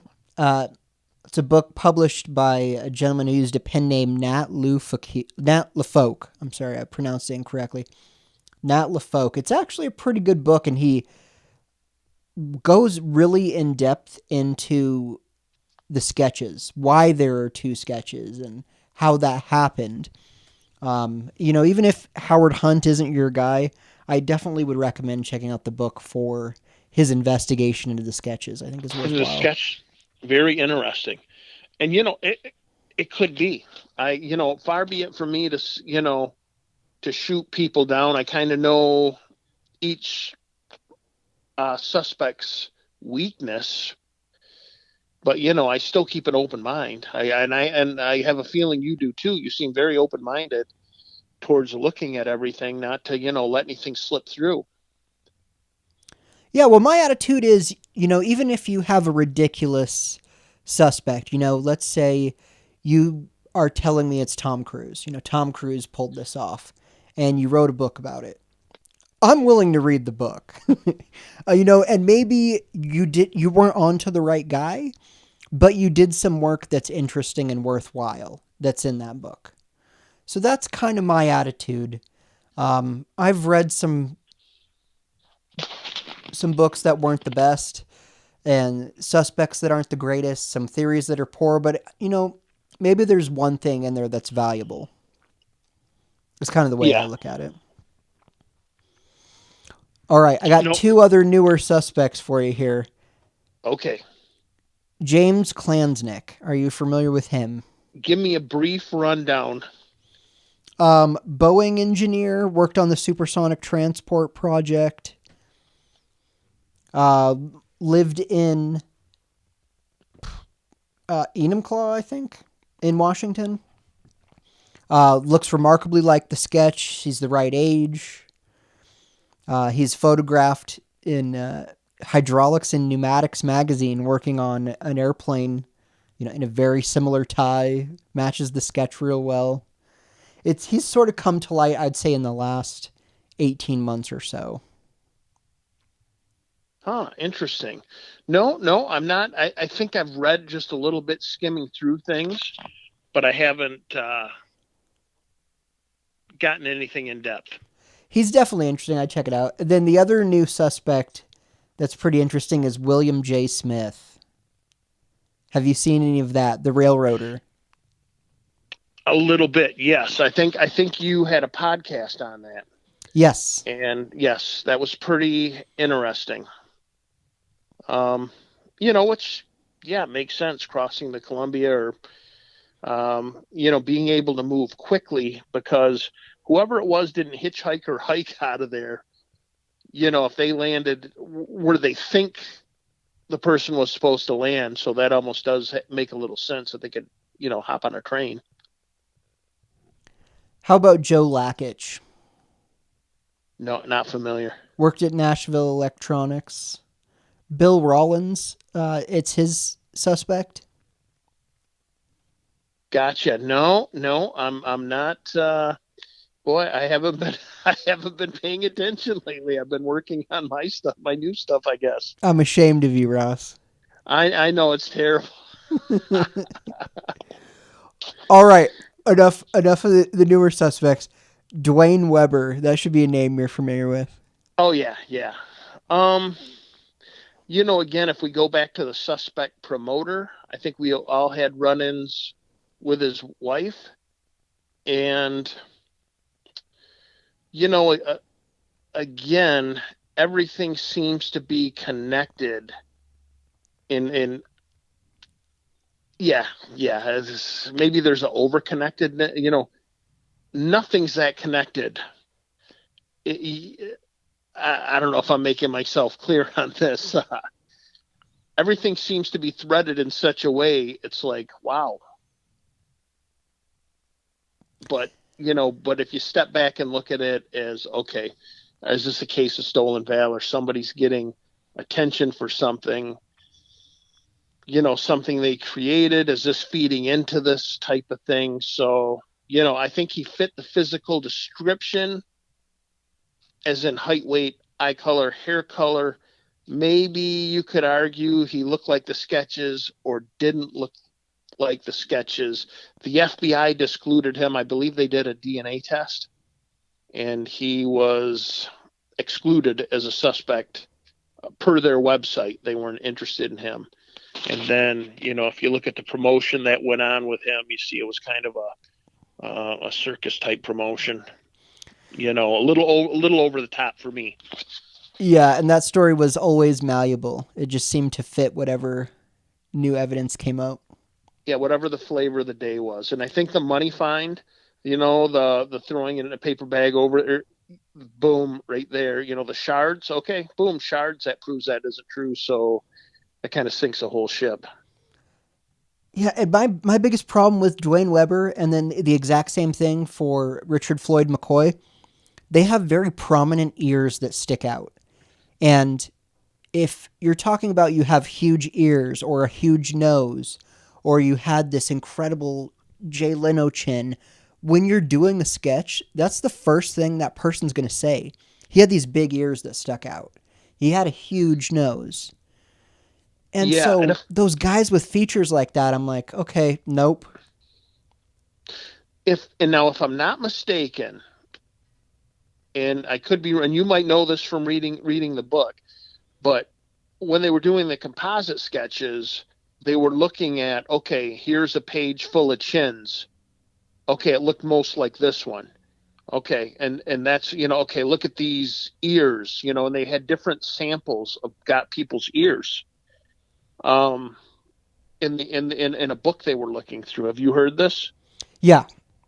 Okay, so yeah, they could see. Okay, here's a guy with big. Here's a guy with small ears, and they would have different pictures of guys. I heard they were prisoners, a lot of them, and that's what you do. Okay, his eyes looked more like this, and then that's how the sketch artist would do it. So you're right on the ears, and again, it's just it goes back to the promoter. You can almost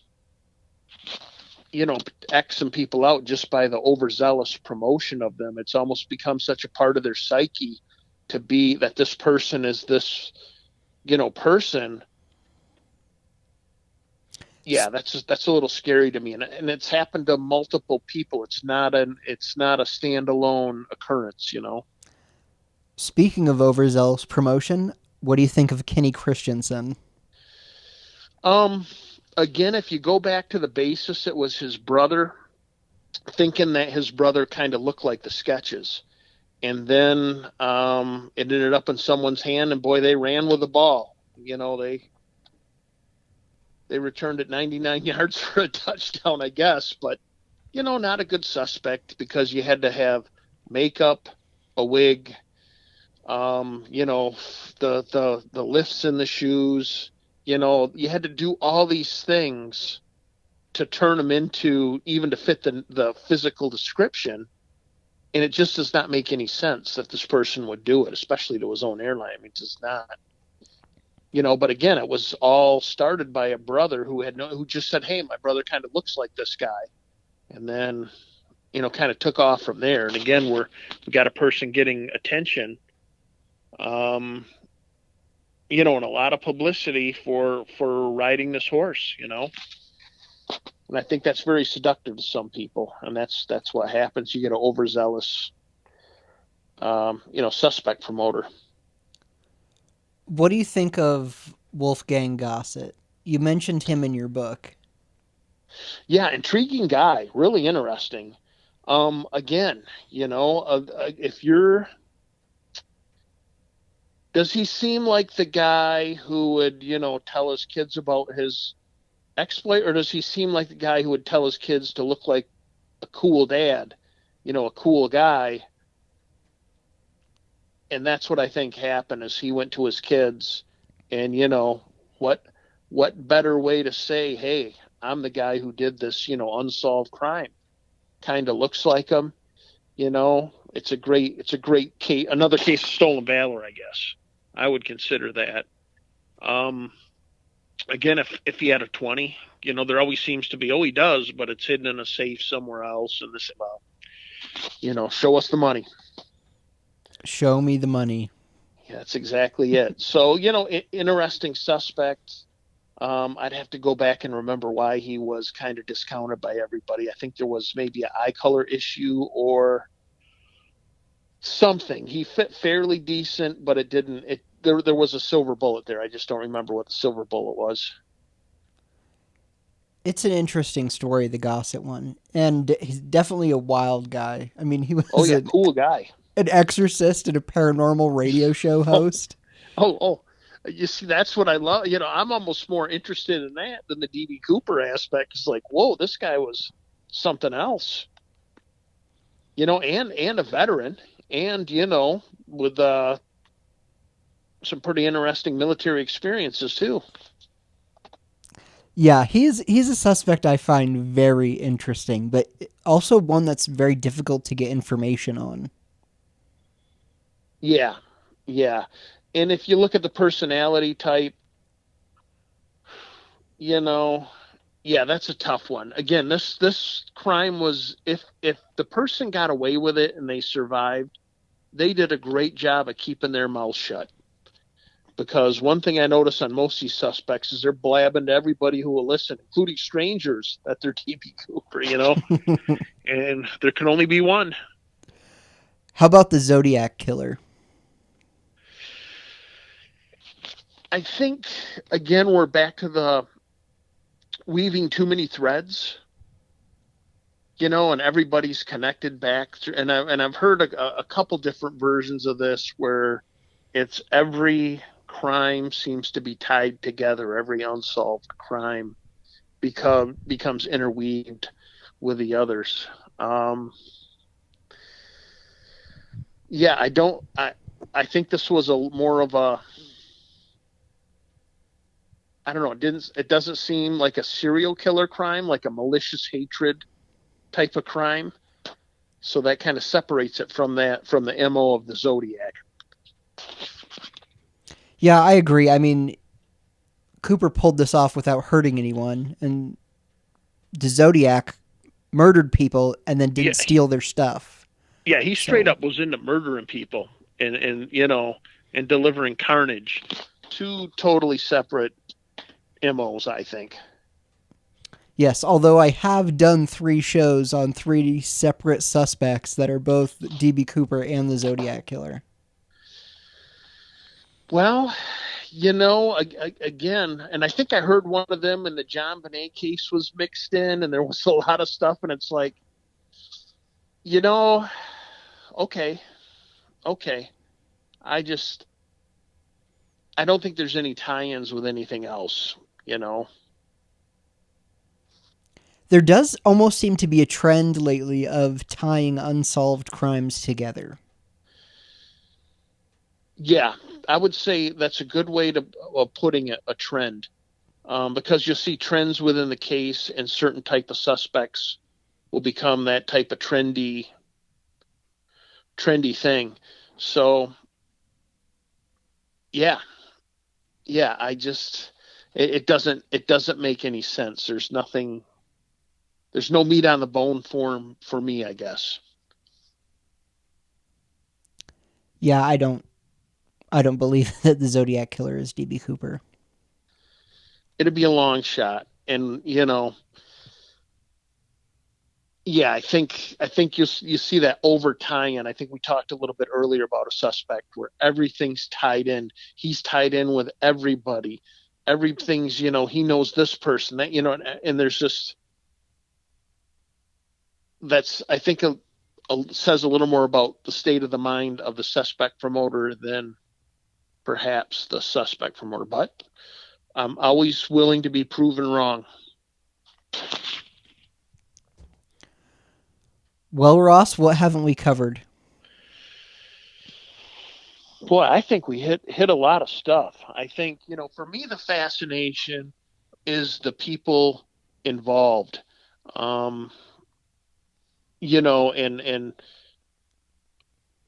who the suspects are, how they're promoted, the suspect promoters, the trends. I mean, I find that fascinating in this case, and also the investigators. A lot of people putting their heart and soul and coming up with really good information.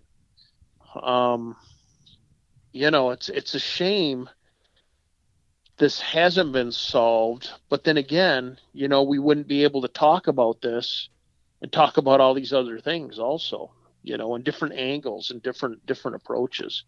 I think that's what I really like about your podcast is we're able to look at it, things a lot of different angles in a non-judgmental form. And me, I can be a little bit judgy, so I'm glad you're you're a little more open-minded. But I pretend to be. Yeah, it's very interesting. Oh, well, I got you. You're a shipwreck hunter. Yes. How does somebody become a shipwreck hunter? Well, so when I was this is going to be a little bit of a embarrassing story. So when I was really young and I would go to our elementary school library, I got reading books about the Titanic. Then I seen the movie I mean, we're talking 5, 6 years old. And then I, saw the movie A Night to Remember. And, I really got, I don't know if fixated is the right word, on shipwrecks. And we had a pool, and I was always a very good swimmer. So I used to build model ships and then sink them in the pool and then go down and look at them. I mean, you're talking 7, 8 years old. So I've always had this weird, I don't say weird, I've always had this fascination with shipwrecks in some form. Well, fast forward to 1997 and the movie Titanic comes out. And I said, I'm pretty fascinated with shipwrecks still. And I wonder what's out there. Well, my son was playing in a basketball league downtown across from the library in a YMCA league. So he would practice for an hour. I would go over to the library and start looking through. And I came across this book of Great Lakes shipwrecks. And I looked through the towns that I would go to the beach in the summer. I'm like, holy crap. Then I started reading about these shipwrecks that were still lost out there. And I was like, whoa, there's big ships sitting, right off the places where I swam, and nobody's found them yet. So I started researching and got involved in the actual looking for missing aircraft. And that kind of led me to where I'm at now, which I look for shipwrecks every summer. And I found a few, and then I'm able to share their histories with people. Yeah, it's pretty incredible. I was looking at your website and some of those pictures underwater. It's nuts.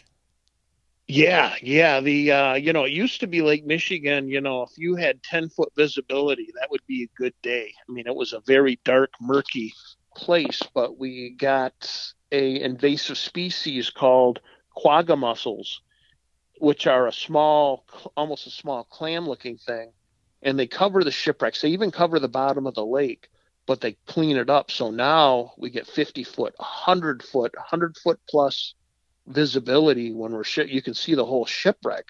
It's like the Caribbean.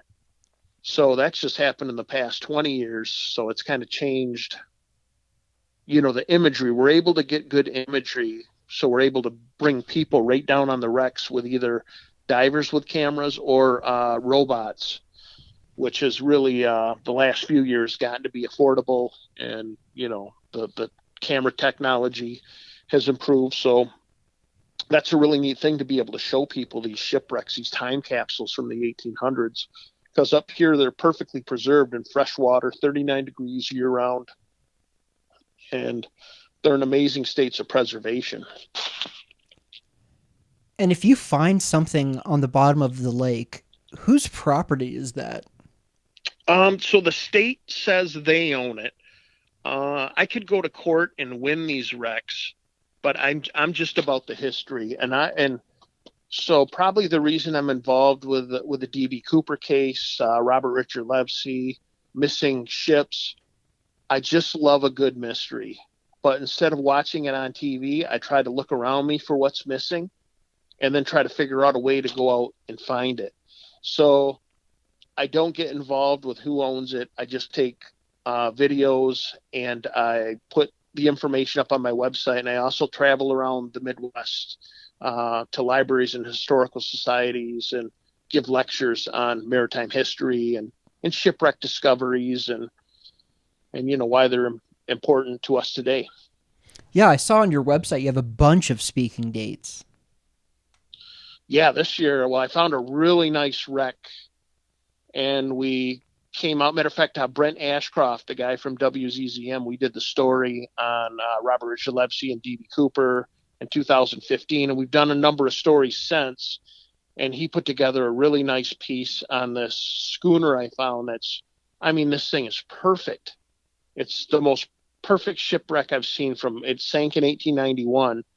And masts up, flagpoles on the tip of the mast, everything is there. You could raise it right up and sail it away, so perfect. But to find a museum piece like that, think about finding a building downtown somewhere that's been sealed up since 1891 where everything's perfect. It just does not happen these days. So, but we have one right there in Lake Michigan. So I find that's what really fascinates me and gets me excited. What is that feeling like all right, I think there's something down here right below us. But then you actually go down there and you can see either from the robot or from a man in a suit that there's a shipwreck there. What's that feeling like? I think it's a mystery. So when I go out with a side scan and I'll get an image, for instance, the Kimball, the really intact schooner. So I got an image and I went back over to the site a few times and I still couldn't tell what it was. And then my buddy dove down in the fall and took some pictures. Nice enough we could put it together.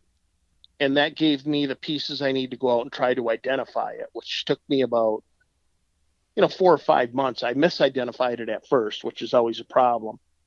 And then I got the proper identification and we were able to go back down and get some underwater video.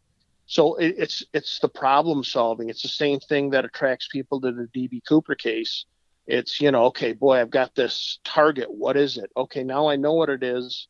What's the name of it? How did it get there? When did it get there? And it's figuring out how to solve all these problems. And I guess that's the skill set I was trying to bring to the D.B. Cooper case, is a little bit different way of, approaching it. Are you going out this summer to look for shipwrecks? If I can get my boat going. I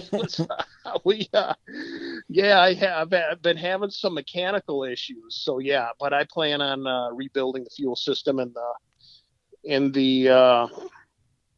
redoing the emission and getting back out there. I really want to hit it hard. It's long days. Most people think it's exciting, glamorous. It's not. I've got 3 computer screens and you're just driving back and forth. It's beautiful on the water, but it's not too exciting. And you go for, years without finding a shipwreck. And then you come across one and it's very thrilling. Then the whole process of identification and then sharing the information, because to me, that's an important part, is sharing the history with people so they can look and see and understand why it's important. And this is just a hobby of yours. This isn't your job. Yes and no. Yes, and it's a passion. I would say it's definitely a passion. Like, that's my thing. I absolutely love more than anything else is finding shipwrecks and then sharing them.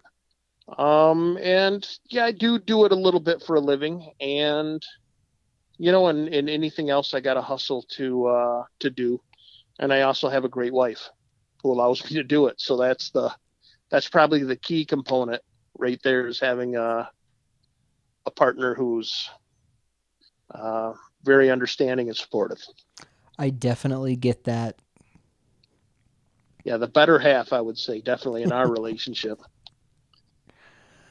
All right, Ross. Well, if somebody has any questions for you, is there somewhere they can get a hold of you? Is MichiganMysteries.com the best place for people to check you out? Yes, MichiganMysteries.com. There's a form on the speaking dates page, I believe, that'll email me directly. www.michiganmysteries.com. And yeah, hey, I appreciate you allowing me to come on here, and I really love your podcast. I think it's a great thing you're doing. Oh, thanks. We're glad to have you on. All right, Ross. Anything else? Hey, I think we're good. If you need anything else, just give me a holler. Appreciate it much. All right, will do. Thanks again, Ross. We appreciate it. If you want to see some of the cool stuff Ross is up to, head over to MichiganMysteries.com and check it out. He's got some really cool shipwreck pictures on there, and if you're in Michigan or nearby, go check out his speaking dates on his website too. Make sure you pick up a copy of his book, Still Missing, Rethinking the D.B. Cooper Case and Other Mysterious Unsolved Disappearances. You'll find links to his site and his book in the show notes. Is there a suspect we haven't covered yet, or someone you think we should have on the show? Let us know. You can find us on Facebook. We are The Cooper Vortex. Instagram at The Cooper Vortex. On Twitter at DB Cooper Podcast. Or email us, dbcooperpodcast@gmail.com. If you enjoyed the show, please leave us a review. Thank you to Ross Richardson for coming on the show and for being patient with me while I moved. Thank you to Russell Colbert for not giving up on me. I love you, bro. I'm Darren Schaefer, and thank you for listening to the Cooper Vortex.